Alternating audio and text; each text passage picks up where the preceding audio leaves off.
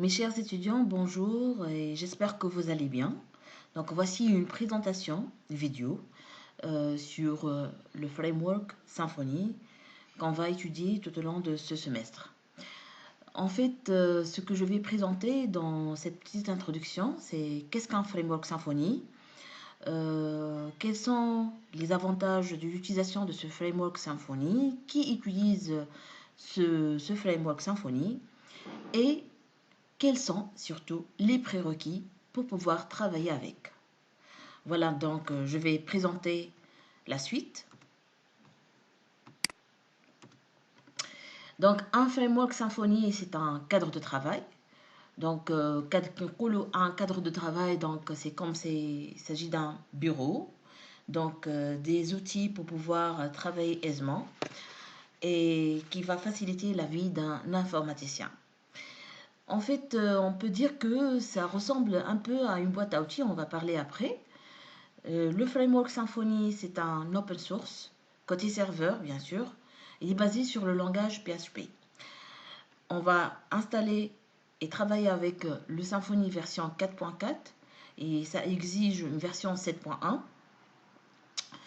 Et vous pouvez aussi, avec moi, travailler aussi avec la même version 5. Ok, il n'y a aucun problème. Le créateur de ce framework, c'est la maison Sensiolab, créée par monsieur Fabien Potentier, c'était en 2005.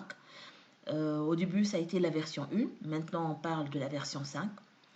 Pour pouvoir plus de détails sur ce framework Symfony, donc voici le lien, symfony.com. Il contient tout le nécessaire pour pouvoir travailler avec Symfony et il contient une très bonne documentation sur ce framework avec les différentes versions bien sûr. Donc comme je vous dis déjà, Symfony en fait ça ressemble à une boîte à outils. Moi en tant qu'informaticien ou bien un bricoleur puisque je vais produire quelque chose, donc ce qui compte pour moi c'est comment utiliser les différents outils qui se trouvent là-dedans. Quelles sont les matières, comment les outils ont été fabriqués, ça ne me concerne pas. Ce qui compte, c'est comment s'en servir. Voilà donc, je prends un exemple. Si je veux utiliser la pince à gaz, et donc pour moi, je ne cherche pas comment cette pince à gaz a été construite, mais ce que je cherche, c'est que ça me permet de faire quelque chose. Quand est-ce que je vais utiliser cette pince à gaz? Et ça sert à quoi? En fait, les différentes fonctionnalités offertes, serrer, desserrer, régler la taille de la mâchoire, etc. C'est ce qu'il compte pour un bricoleur ou bien pour un informaticien. C'est la même chose. Au moment de l'utilisation de Framework, vous allez utiliser beaucoup de composants. Il faut savoir quand est-ce que vous devez utiliser un tel composant et quelles sont les fonctionnalités offertes par ce composant. Le codage interne et comment ont été développés ces différents composants. Pour nous, en tant qu'informaticiens, on ne cherche pas à le savoir. L'essentiel, comment s'en servir. Voilà, donc juste un petit aperçu sur le framework Symfony. Donc ça ressemble, comme je viens de dire, à une boîte à outils. Donc pourquoi utiliser Symfony? Tout simplement parce que Symfony, ça va nous simplifier la vie dans le développement des applications informatiques. Symfony, en fait, est un framework qui permet de développer des petites applications et aussi des grandes applications. C'est un ensemble d'outils déjà codés par une grande communauté du Sensiolab. C'est une communauté contenant des experts en Symfony et en PHP aussi. Ils ont développé des composants qui sont testés et approuvés. Et surtout, que ce framework Symfony et les composants du framework Symfony sont richement documentés. Et c'est ce qui nous compte pour moi pour nous en tant qu'informaticiens. L'autre avantage, c'est que l'installation du framework Symfony, l'intégration des différents composants est facile à mettre en place.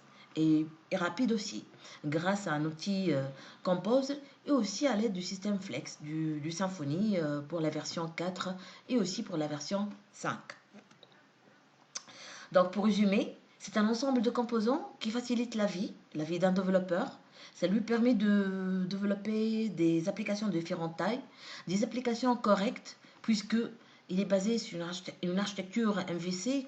C'est ce qu'on va voir après, qu'est-ce qu'un MVC, qui permet une séparation de code HTML et PHP.